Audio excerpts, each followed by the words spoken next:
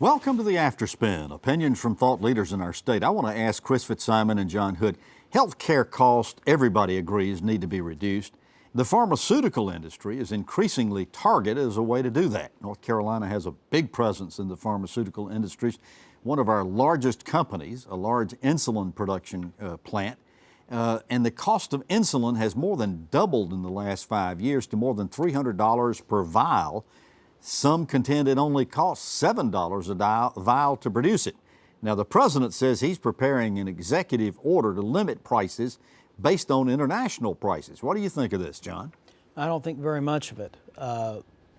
The basic way, and this is not always true for all drugs, but essentially lots of companies now lose money selling to much of the world where price controls have been in place, if you include the cost of research and development, and they make up the difference by charging a higher price in the United States. Now, this is not always true, and there are some complexities to it, but if all of the countries engage in price controls, it will absolutely reduce drug prices in the short run. There's no question about it. But the cost of production is not the main part of the cost of a drug. It's the cost of developing it in the first place. Okay, I guess you have to question, amortize that over a number of years. My question is, why should I be penalized because all of these other countries have cost controls?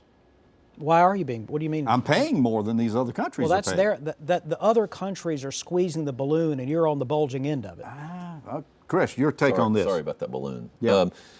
I think that it's interesting that the Republicans, if they do support this, and many will because they support everything Trump will do, talks about the free market all the time, and now they want to interfere in the market. However, I do think I don't disagree that drug companies have to spend a lot of money on the front end, but I think their profits are so exorbitant and the state of North Carolina and the U.S. government are giant purchasers of medication and should have some say in what those costs are.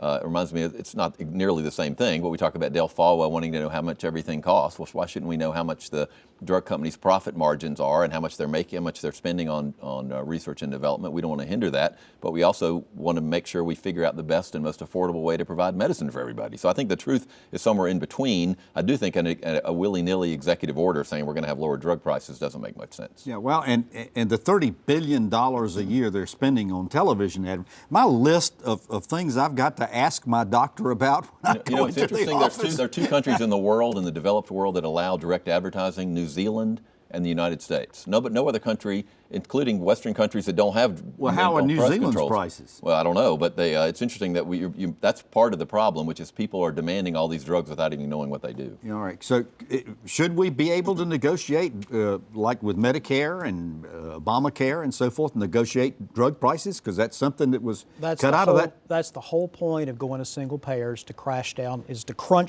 the numbers by basically becoming a monopoly buyer. That's the whole point of it.